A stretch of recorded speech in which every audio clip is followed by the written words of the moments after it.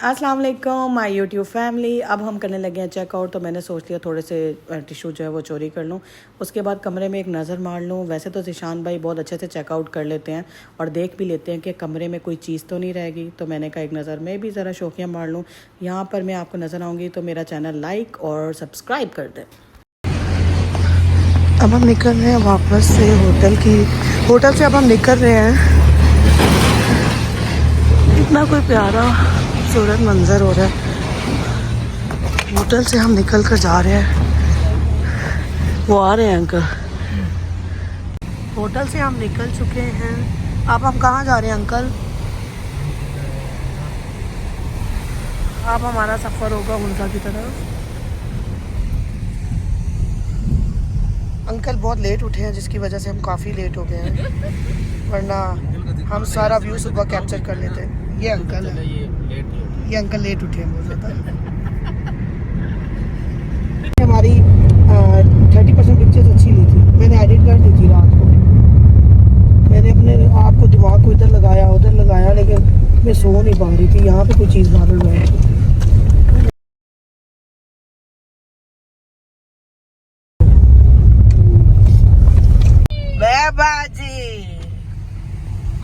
नहायत ही खूबसूरत मंजर है, इतना कोई प्यारा पानी आ रहा है। अंकल यहाँ से थोड़ा स्लो हो जाए। वेरी गुड, ठंडा पानी।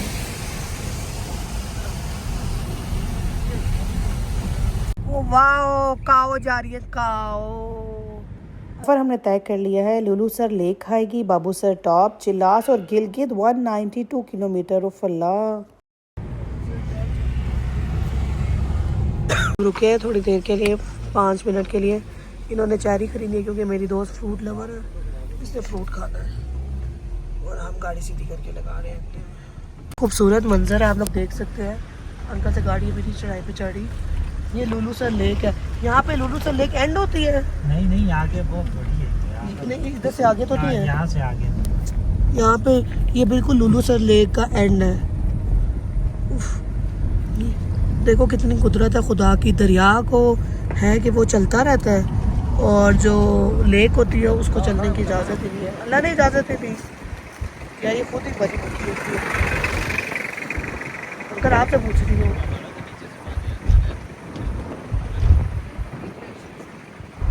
अंकल आप बताएं, ये पहाड़ों का या ग्लेशियर्स का? सब मिलके इसका पानी अंकल ने बात ही खत्म कर दी।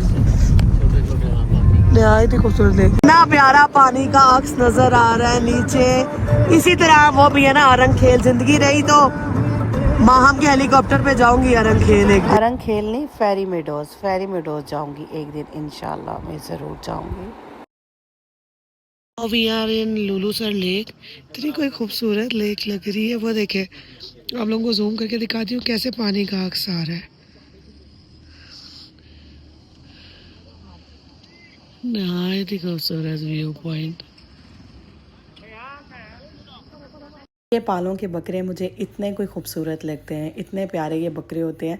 नॉर्मल जब भी मैं टूर वगैरह पे जाती हूँ ये रास्ते में इतने नज़र आते हैं, लेकिन नॉर्दर्न एरियाज़ में मुझे ये बकरे इतने ज़्यादा नज़र नहीं आए। ज़ाहिर है उन्होंने इधर आके भूखा ही मरना था। यहाँ पर तो सिर्फ पानी ही पानी है हर जगह। ये अभी हम बाबूसर का सफ़र तय कर रहे हैं यहाँ से जाने के लिए। आप देख सकते हैं रास्ता नहायत ही खूबसूरत है और मैं अपने आप को इतना ब्लेस समझती हूँ कि अल्लाह ताला ने फाइनली मुझे वो पहाड़ दिखा दिए जिन पे जाने की प्लानिंग पिछले 6 से 7 सालों से मैं बस कॉन्टीन्यूसली प्लानिंग ही कर रही हूँ। बादल इतने खूबसूरत लग रहे हैं और पहाड़ों पे आपको ग्लेशियर नज़र आ रहे होंगे और थोड़ी थोड़ी बर्फ़। हत्ता कि अभी सीज़न बिल्कुल भी नहीं है बर्फ़ का, लेकिन फिर भी पहाड़ों के ग्लेशियर भी आपको नज़र आएंगे आगे जाके और आपको हाइट भी नज़र आएगी। और बाबूसर जाते हुए गाड़ी बहुत ज़्यादा स्लो हो जाती है क्योंकि यहाँ पर ऑक्सीजन का लेवल बहुत कम हो जाता है। और यहाँ से शुरू हो रहा है बाबूसर टॉप। अब फाइनली हम बाबूसर टॉप पहुँच आए हैं। लिखा हुआ है welcome to Babusar top, I think so यही लिखा हुआ है। यहाँ पे ये लोग रजिस्ट्रेशन करते हैं आप लोग कितने बंदे हैं और कहाँ से आए हैं और कहाँ जा रहे हैं। तो हमने इनको डिटेल दे दी। और ये है बाबूसर टॉप, जिसके लिए दुनिया मरती है। यहाँ पर बहुत ज़्यादा गेमिंग हो रही होती है, आप देख सकते हैं ज़िप लाइन हो रही होती है, साइकिल भी लोग ज़िप लाइन की तरह चला रहे होते हैं। लेकिन पर्सनली मैं अपना अगर रिव्यू दूँ तो मुझे बाबूसर टॉप इतना ज़्यादा पसंद नहीं आया, क्योंकि यहाँ पर पता नहीं मुझे बिल्कुल भी सांस नहीं आ रही थी, मुझसे बोला नहीं जा रहा था, वॉइस ओवर नहीं हो रही थी। शायद हाइट इतनी थी और मतलब अजीब सी हाइट थी, जिसमें यहाँ की हवा में डस्ट भी बहुत ज़्यादा थी और हवा भी अजीब सी चल रही थी, तो कुछ समझ नहीं आ रहा था। इसलिए बस थोड़े टाइम हम यहाँ पे मोस्टली आधा पौना घंटा यहाँ पे रुके हैं, पिक्चर्स वगैरह मैंने उनकी बनाई हैं और फिर दैन हम यहाँ से आगे हो गए, चले गए। लो जी, ये है बाबूसर की हाइट। जो देखना चाहता है बाबूसर टॉप कैसा दिखता है, बाबूसर टॉप ऐसा दिखता है। वैसे नॉर्मल सीज़न में जब आओ तो यहाँ पर काफ़ी हद तक बर्फ़ पड़ी हुई होती है, लेकिन अभी सीज़न पहले ही आउट हो गया और बर्फ़ वगैरह इतनी नहीं थी। बस यहाँ से जाते हुए पहाड़ों के ग्लेशियर बिल्कुल एंड से जो थोड़े बहुत रह गए थे, वो भी बर्फ़ पिघल रही थी। यहाँ पर काफ़ी लोग खड़े होकर तस्वीर बना रहे थे, लेकिन मुझे पर्सनली बर्फ़ के पास खड़ा होना या मुझे बर्फ़ कोई ख़ास पसंद नहीं है, लेकिन लोगों को बहुत पसंद होती है। और ये जो बर्फ लेके जा रहे हैं, अंकल कहते हैं ये साफ बर्फ है और ये वहां लेकर जाते हैं और आगे जाके इसको सेल आउट करते हैं साफ बर्फ बना के। मतलब पता नहीं, यहाँ पे भी बहुत मोए मोए चलता है। अब बाबूसर से हम नीचे की तरफ जा रहे हैं, हुंजा की तरफ। अब नीचे गर्मी सर्दी आई।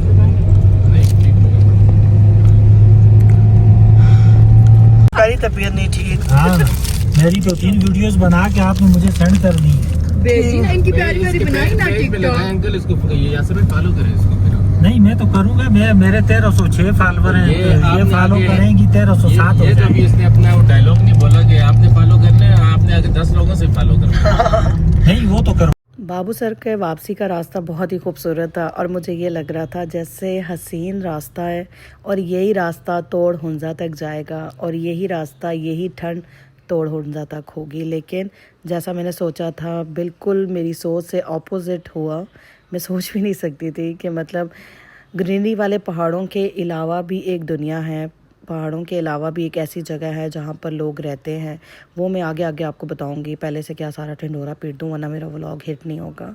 ये गाड़ी इतनी स्लो चल रही थी। अंकल कहते हैं हाइट पे जाते हुए भी गाड़ी बहुत स्लो होती है और वापसी के टाइम भी गाड़ी बहुत ज़्यादा स्लो चल रही थी। बाबूसर बहुत ही खूबसूरत है, नारान बहुत प्यारा है, कागान बहुत प्यारा है। वापसी में मैं आप लोगों को नारान कागान भी दिखाऊंगी। जाते हुए मैंने नारान कागान पर स्टे नहीं किया, इस वजह से नहीं किया क्योंकि मेरा सफ़र बहुत ज़्यादा था। अभी आप आगे आगे देखेंगे कि मेरा सफ़र तवील से तवील हुए जा रहा है। ये वीडियो इधर ब्लर क्यों हो रही है? अच्छा, ये पहाड़ देखना शुरू करें आप लोग। अच्छा, यहाँ पर ना बाबूसर से वापसी पे बेबी ब्रेथ नहीं होते, जो इतने महंगे फूल होते हैं। अक्सर जब हम तैयार वगैरह होते हैं, हेयर स्टाइल वगैरह हम अक्सर बेबी ब्रेथ से बनाते हैं। और यहाँ पर इतने ज़्यादा ये छोटे छोटे, आपको नज़र पता नहीं कैमरे में सही आ रहे हैं या नहीं आ रहे, यहाँ पर इन पहाड़ी इलाकों में बेबी ब्रेथ लगे हुए थे और इतने मैंने रास्ते में चलते हुए देखे हैं। तब पता चला है कि वाकई ये फूल इसलिए महंगा होता है क्योंकि ये इतने दूर, इतनी हाइट पर ये उगाया जाता है, इसीलिए ये बहुत महंगा होता है। और यकीन माने, पूरे बाबूसर के रास्ते में मैंने कहीं पे ये सब्ज़ा नहीं देखा। यहाँ पर सब्ज़ा लगा हुआ है और अंकल बता रहे थे कि यहाँ पर जो चीज़ें बहुत सेल होती है मटर, आलू, यहाँ की बहुत फेमस चीज़ें हैं। जिन्होंने लोगों ने यहाँ पे खेत लगाए होते हैं और आलू और मटर जो है यहाँ पे बहुत ज़्यादा सेल होता है। खूबसूरत पहाड़ों से गुजरते हुए हम भी ये सफ़र तय करें और आप लोग भी मेरे साथ इस सफ़र को एंजॉय करें, क्योंकि काफ़ी ज़्यादा लोगों ने ये जगह नहीं देखी होगी। ये बाबूसर से आगे हुंजा का रास्ता है। अभी हमारे रास्ते में चिल्लास आएगा और उसके बाद पता नहीं क्या क्या आएगा, मुझे खुद नहीं पता। अभी यहाँ पे साइन बोर्ड आएगा, वहीं से पढ़कर बताऊंगी ये क्या क्या आएगा। इतना कोई प्यारा रास्ता था और इतनी स्लो गाड़ी चल रही थी। मुझे वैसे भी तेज़ ड्राइविंग बिल्कुल नहीं पसंद। और यहाँ पर ना बाबूसर से जब उतरो तो मैंने देखा है कि यहाँ पर बहुत ज़्यादा खेत भी लगे हुए हैं और यहाँ पर आबादी भी बहुत ज़्यादा है। मतलब मोस्टली वहाँ के रास्ते में जाते हुए आप लोग देखोगे ना तो कोई खेत नज़र आएंगे और ना ही कोई आबादी आपको नज़र आती है। लेकिन यहाँ पर काफ़ी ज़्यादा लोग बसे हुए हैं और अंकल बता रहे थे ये सिर्फ सीज़न के टाइम पर यहाँ आते हैं और 4-6 महीने बाद ये लोग वापस चले जाते हैं, क्योंकि इस जगह पर सारी लैंडस्लाइडिंग होती है, बर्फ़ानी रास्ते होते हैं और सब रास्ते बंद होते हैं। बाबूसर से हम तय कर रहे हैं चिल्लास का सफ़र और बाबूसर से चिल्लास है कोई 69 to 70 किलोमीटर। पहाड़ी इलाकों का किलोमीटर भी बहुत ज़्यादा होता है। नॉर्मल हम शहरी जैसे सफ़र करते हैं, हमें लगता है 1 किलोमीटर 2 किलोमीटर 5-10 मिनट में रिकवर हो जाएगा, लेकिन पहाड़ी इलाकों का किलोमीटर काफ़ी ज़्यादा तवील होता है। लोग सुबह उठते साथ सबसे पहले नाश्ता करते हैं, लेकिन हम सुबह उठते साथ पहले थोड़ा सा सफ़र तय करते हैं, उसके बाद प्यारी सी जगह देखते हैं। ये आपको रेस्टोरेंट आ गया, आई थिंक सो मोन रेस्टोरेंट आ गया। यहाँ पर नॉर्दर्न एरियाज़ में ज़्यादातर आपको जो भी रेस्टोरेंट मिलेंगे जिनकी मार्केटिंग बहुत ज़्यादा है वो मोन रेस्टोरेंट है। यहाँ पर फाइनली हम थोड़ी देर रुकेंगे और रुक कर नाश्ता करेंगे। और इतना प्यारा मेरा अक्स लग रहा था, पानी के अंदर कहने लगी थी ये बिजड़ी के अंदर। हम ये फुल फ्राई काली मिर्च है। आप ये ना बोलो 2 घंटे रात की वीडियो बनती है। नहीं नहीं मैं नहीं बना रही, यहाँ साधन भी लगता है। चाय चाय तो नहीं आई। ठीक है भाई, गिलास है वो दे दे। अब हमारे नाश्ते का टाइम हो गया। शान भाई मेरे में भी काली मिर्च डाले। ना सुने इसमें नमक आपने डाला हुआ है? हाँ हाँ, जर्दी के ऊपर छनका दे ज़रा, बस बस इतनी नहीं। किसी को खाने की इतनी लालच हो सकती है। मैंने इसमें चिकन कढ़ाई डाली है, चने डाले और अंडा डाला। हाँ, ये उस होटल के बिल्कुल सामने है। इतना कोई प्यारा पानी है माशाल्लाह। निशान भाई अपने आप को संभालते हैं, सही पठान नहीं।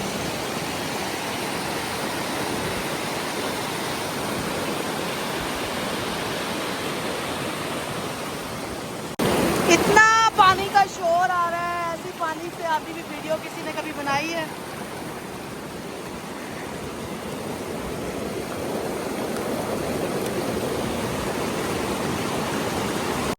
इतना हसीन पानी देखने के बाद, और यकीन माने इस पानी में 2 मिनट तो बहुत बड़ी बात है, 30 सेकंड भी मैं पाँव नहीं रख पा रही थी। मतलब 10 सेकंड हार्डली मैं पाँव रखती थी। और इतना ठंडा पानी था कि ऐसा लगता था सांस ही बंद हो रहा है। लेकिन वहाँ के जो रिहायशी बच्चे थे वो वहाँ पर नहा रहे थे उस पानी से।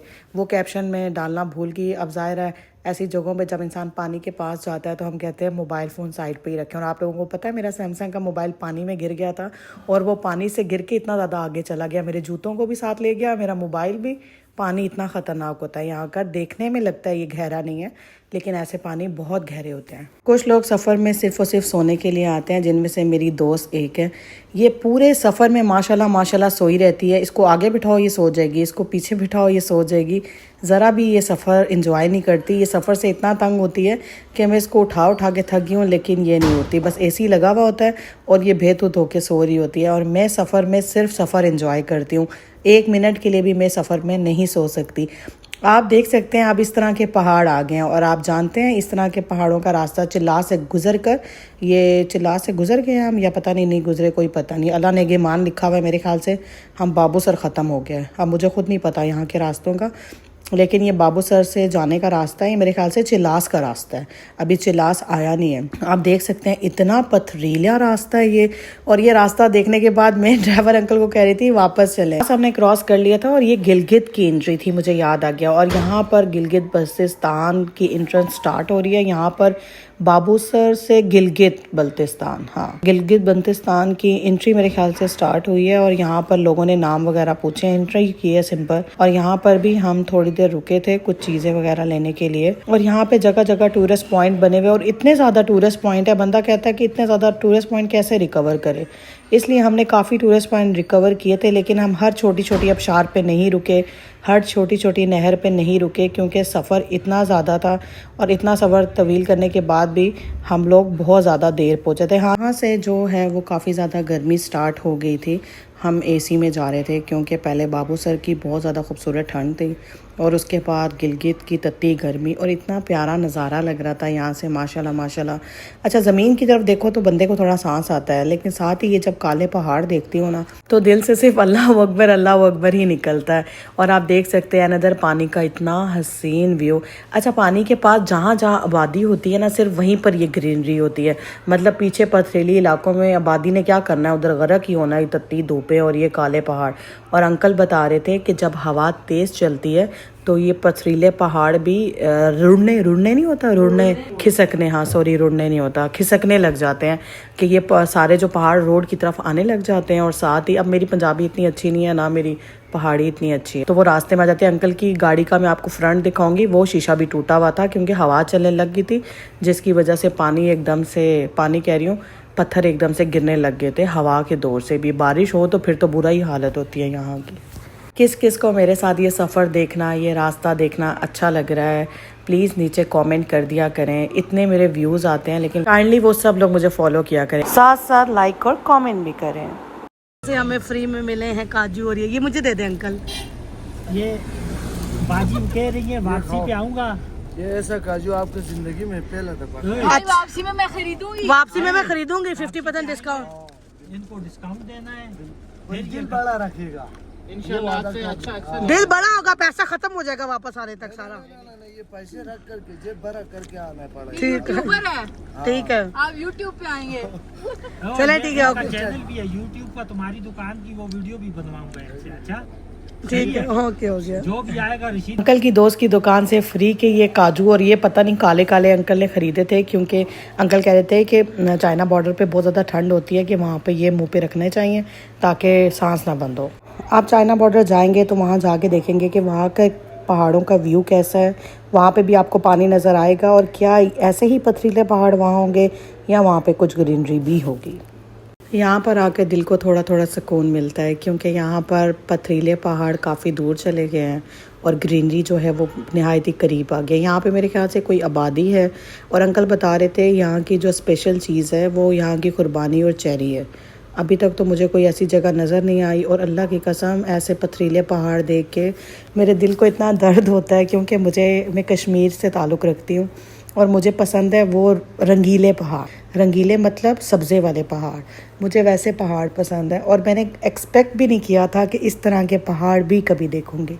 अच्छा, लोगों को ना ऐसे पथरीले पहाड़ भी मैंने देखा है, लोगों को काफ़ी पसंद आते हैं। लोगों को ये व्यू बहुत पसंद आता है, जो इन पहाड़ों के साथ जो पानी गुजर रहा होता है वो व्यू लोगों को बहुत ज़्यादा दिलकश लगता है। लेकिन शायद मैं कश्मीर से हूँ तो मुझे वो ग्रीनरी ज़्यादा अट्रैक्ट करती है, और ये कुत्ते पीछे भौंकी जा रहे हैं, ये मुझे वॉइस ओवर सुकून से नहीं करने देंगे।